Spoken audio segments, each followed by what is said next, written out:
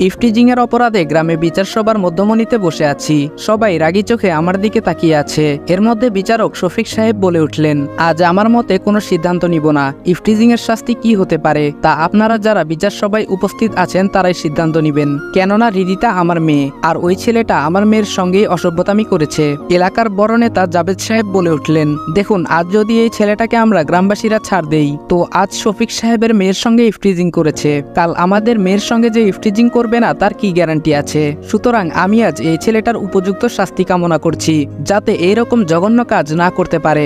বিচার সভার সবাই তার কথার সাথে একমত হয়ে গেল। তার আগে ইফটিজিং এর বিষয়টা পরিষ্কার করে ফেলি। শুনুন তাহলে, আমি রনি হাসান, এবার ইন্টার দ্বিতীয় বর্ষে পড়ছি, এবং যে মেয়ে আমার নামে নালিশ করেছে তার নাম হৃদিতা, আমার ওই ক্লাসমেট। হৃদিতার সঙ্গে আমার প্রায় 2 বছরের একতরফা ভালোবাসা ছিল। আমি ভালোবাসলেও হৃদিতা আমাকে ভালোবাসতো না। আপনারা হয়তো ভাবছেন হৃদিতা আমাকে ভালোবাসে না দেখে তার সঙ্গে ইফটিজিং করেছি।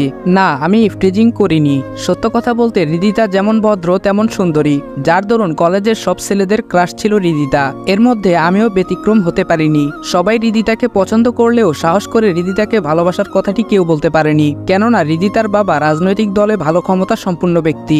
সে চাইলে একজনকে কোনো মিথ্যা মামলায় নিমিষে জেল অবধি পৌঁছাতে পারেন, কিন্তু মানুষ হিসেবে তিনি যথেষ্ট সৎ। একদিন আমার চাচাতো বোন তানিশাকে দিয়ে প্রপোজাল দিয়েছিলাম। হৃদিতা উত্তরে একটা কথাই বলেছিল, বাবা মার পছন্দের ছেলেকে সে নিজের স্বামী হিসেবে মেনে নিবে, কিন্তু এই প্রেম ভালোবাসা তার বিশ্বাস নেই। তানিশার মাধ্যমে এসব কথা জানতে পেরেছিলাম সেদিন। এরপর থেকেই হৃদিতাকে নিত্য নতুন ভাবে ইমপ্রেস করার চেষ্টা করি। হৃদিতাও রেসপন্স দিতে লাগলো, কিন্তু সেটা অপ্রকাশিত ভাবে, মনের কোণে জায়গা হয়েছিল। কিন্তু হঠাৎ একদিন দুর্জয় এসে বলতে লাগলো, দেখ বন্ধু, তোকে ভালোভাবে বলছি, তুই হৃদিতার জীবন থেকে সরে যা, নয়তো তার ফল ভালো হবে না। এই আমি বলে দিলাম।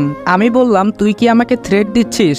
দুর্জয় বলল, তুই যেটা ইচ্ছা ভাবতে পারিস। আমি বললাম, আচ্ছা ঠিক আছে, হৃদিতাকে আমি ভুলতে পারবো না, আমিও দেখি তুই কি করতে পারিস। দুর্জয় বলল, ভুল করলি দোস্ত, তুই আমাকে ভালোভাবে চিনিস না, আমি কতটা ডেঞ্জারাস হতে পারি সেটা আমি নিজেও জানি না। আমি বললাম, কি করতে পারবি করিস যা। সেই দিন দুর্জয়ের সঙ্গে কথা কাটাকাটি করে আসছিলাম, তবে দুর্জয়ও নাকি হৃদিতাকে অনেক ভালোবাসে। সেটা আমি জানলেও আমি আমার জায়গায় অটুট, আর দুর্জয় তার জায়গায় অটুট। এইদিকে হৃদিতার সঙ্গে রিলেশনটা প্রায় হয়েই গেছিল আমার, ভালোই চলছিল দিনকাল। কলেজের ক্লাস শেষে মাঠে ক্রিকেট খেলতেছিলাম। এমন সময় হৃদিতা কান্না করে আমার সামনে দাঁড়িয়ে বলতে লাগলো, ছি রনি ছি, এই ছিল তোমার মনে? তোমাকে আমি ভালোবাসিনি ঠিকই, কিন্তু মানুষ হিসেবে তো ভালো ভেবেছিলাম। আজ তার এই প্রতিদান। আমার হাতে একটা চিঠি ধরিয়ে দিয়ে বলল, আর অপরদিকে হৃদিতা কান্না করছে অবিরাম। সেই মুহূর্তে কেমন জানি চুপসে গিয়েছিলাম। কি হচ্ছে এসব? চিঠিতে তো আমি ভালো কিছুই লিখেছিলাম, কিন্তু হৃদিতা কান্না করার মানে তো কিছু বুঝতে পারলাম না। এরপর নিজেকে সামলে নিয়ে চিঠি হাতে নিয়ে ভালোভাবে লক্ষ্য করলাম। চিঠিটা দেখতে আমার মাথায় যেন আকাশ ভেঙে পড়ল। হায় আল্লাহ, চিঠিতে এসব নোংরা কথা কেন উল্লেখ করা আছে? আমি তো এসব কথা কল্পনাও করতে পারি না, তাহলে লিখবো কিভাবে? তাছাড়া এখানে হাতের লেখার ধরন আমার হাতের লেখার ধরন হুবহু সেম, আমার হাতের লেখার মতোই। চিঠিটা পড়ে তারপর কাপা সুরে বলে উঠলাম, হৃদিতা, বিশ্বাস করো, তোমার জন্য চিঠি আমি ঠিকই লিখেছিলাম, কিন্তু এসব বাজে নোংরা কথা আমি লিখিনি। হয়তো আমাকে কেউ ফাঁসাতে চাচ্ছে। এ কথা বলতেই হৃদিতা সবার সামনে ঠাস করে থাপ্পড় মেরে বলতে লাগলো, আমাকে কি বোকা পেয়েছিস? তোর হাতের লেখা আমি এর আগেও পড়েছি।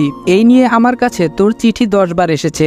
আগের চিঠিগুলো পড়ে বুঝতে পারতাম যে তুই আমাকে অনেক ভালোবাসিস, কিন্তু আজ যে চিঠি আমাকে দিয়েছিস সেটা পড়ে আমি বুঝে গিয়েছি তুই কেমন ছেলে। আমি বললাম, হৃদিতা, আমি সত্যি বলছি, তোমার নামে কোনো নোংরা চিঠি লিখিনি। হয়তো কেউ আমাকে ফাঁসাতে চাচ্ছে, তুমি আমার কথাটা বিশ্বাস করো প্লিজ। হৃদিতা বলল, আজই আব্বুর কাছে গিয়ে তোর নামে নালিশ করব, এবং তোর লুচ্চামিগিরি করাও বন্ধ করার ব্যবস্থা করব।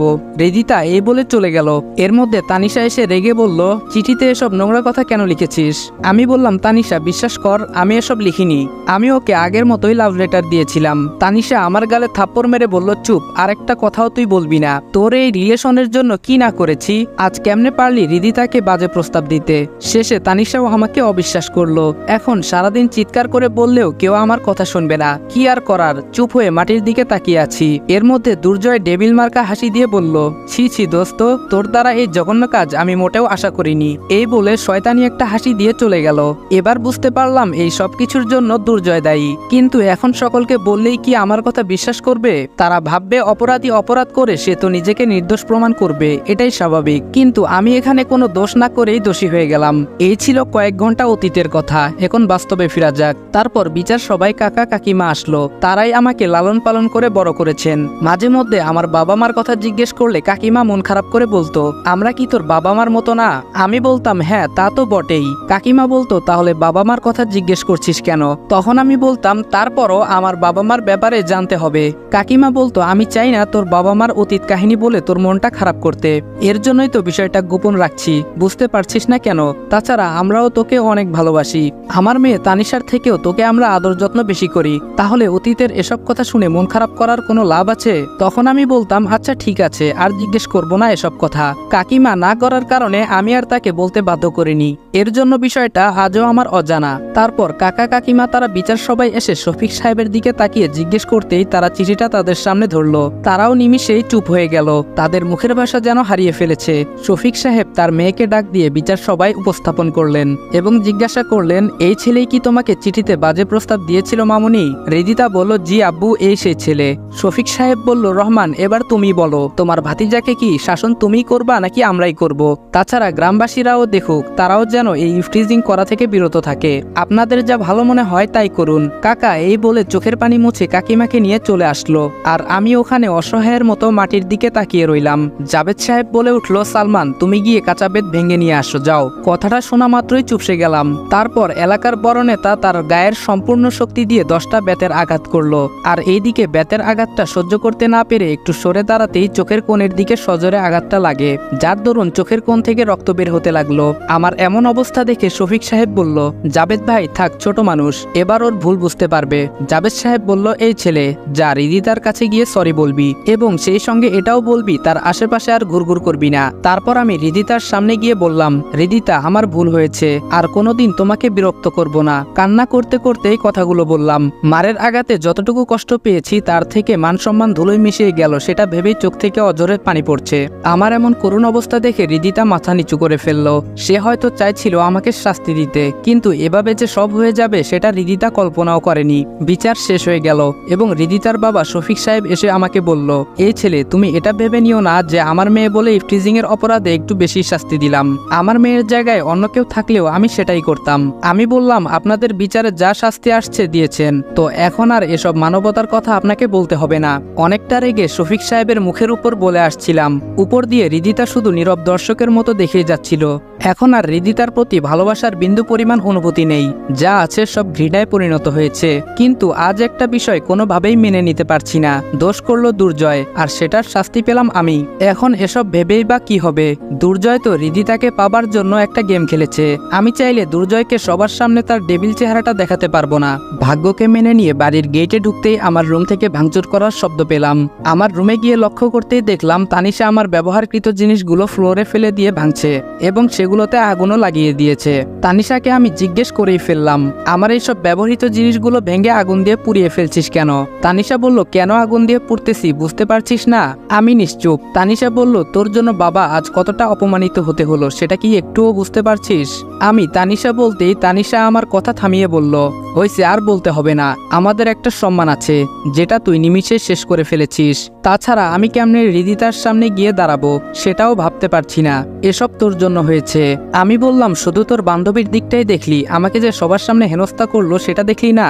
তানিশা বলল তোকে যে মারটা দেওয়া হয়েছে সেটা অনেক কম হয়েছে, বিচারকের জায়গায় আমি থাকলে তোকে পিটিয়ে শেষ করে ফেলতাম। এখন প্লিজ তুই আমাদের বাড়ি থেকে বেরিয়ে যা, তোর জন্য আমরা আর অসম্মানী হতে পারবো না। আমি বললাম কি বলছিস এসব, তোরা ছাড়া আমার আপন কে আছে? তানিশা বলল তুই এতিম অসহায় বলে আমার বাবা মা তোকে সেই ছোটবেলায় রাস্তা থেকে তুলে এনে পালন করেছে, এখন তো তুই আর ছোট না, যেদিকে খুশি সেদিকে চলে যা। তানিশার কথা শুনে নিমিষেই চোখের কোণে জল জমে গেল, তার মানে কাকা আমার রক্তের কেউ না। এসব ভাবতেই কাকা আমার রুমে এসে বলতে লাগলো তানিশা মা এবার ওকে এই বাসা থেকে বের হয়ে যেতে বল। কাকার কথা শুনে নিমিষেই মাথাটা কেমন যেন চক্কর দিয়ে উঠল। তারপর নিজেকে সামলে নিয়ে বললাম কাকা আজ একটা সত্য কথা বলবা? কাকা নিশ্চুপ। আমি বললাম আমি কি সত্যিই এতিম? তোমরা আমার আপন কেউ না? শুনলাম আমাকে নাকি রাস্তা থেকে এনে তোমাদের বাসায় আশ্রয় দিয়েছো, সেটা কি সত্যি? কাকা বলল হ্যাঁ, তানিশা যেটা বলেছে সেটা সত্যি। আমি বললাম ও তার মানে আমি তোমাদের রক্তের কেউ না? কাকা বলল না। এবার বুঝতে পারলাম এর জন্য কাকিমা আমার বাবা মার সম্পর্কে কিছু জানায়নি, কথাটা শুনে কষ্ট পাবো বলে আমাকে জানায়নি, কিন্তু এমন একটা দিনে জানতে পারবো সেটা আমি কল্পনাও করিনি। এসব আনমনে ভেবে যাচ্ছি, এর মধ্যে তানিশা বলে উঠল এখন বল কবে আমাদের বাড়ি থেকে বের হয়ে যাবি? সবই তো শুনলি। আমি বললাম চিন্তা করিস না, কলেজ থেকে টিসি নিয়ে তারপর এখান থেকে সারা জীবনের জন্য চলে যাব। আপাতত কয়েকটা দিন আমাকে তোদের এখানে থাকতে দে। অনেক তো করুণা করেছিস, এবার না হয় এইটুকু করুণা কর। কথাটা বলা মাত্রই তানিশা আমার রুম থেকে রাগে হনহন করে চলে গেল। আজ সত্যি নিজেকে খুব একা মনে হচ্ছে। কি থেকে কি হয়ে গেল কিছুই বুঝতে পারলাম না। সবচেয়ে বড় ভুল হয়েছে রিদিতাকে ভালোবেসে। তার পিছনে যদি না যাইতাম তাহলে আজকে এমন পরিস্থিতির মোকাবেলা করতে হতো না। রিদিতাকে যতটা ভালোবাসতাম এখন তার থেকে দ্বিগুণ ঘৃণা করব। অপরদিকে রিদিতার মা বলল, রিদিতা মামুনি খেতে আয়। সে কখন থেকে কি ভাবছিস বলতো? রিদিতা বলল, মা কিছু ভালো লাগছে না, যাও তো এখন। রিদিতার মা বলল, কি হয়েছে সেটা বলবি তো? রিদিতা কোনো কিছু না বলেই কান্না করে তার মাকে জড়িয়ে ধরে বলল, মা এখন কেন জানি নিজেকে অপরাধী মনে হচ্ছে, কিছুই ভালো লাগছে না। রিদিতার মা বলল, ওহ এই ব্যাপার, তাহলে তোর বাপের কাছে নালিশ করলি কেন? রিদিতা কান্না করে বলল, আমি কি জানতাম বাবা জাবেদ আঙ্কেলকে দিয়ে এভাবে ওকে মার খাওয়াবে? রিদিতার মা বলল, তোর জাবেদ আঙ্কেল তো মানুষকে মারলে কম মারে না, সেটা তো এই এলাকার সবাই জানে। আচ্ছা যাই হোক, এখন এসব চিন্তা বাদ দিয়ে খেতে আয়। রিদিতা বলল,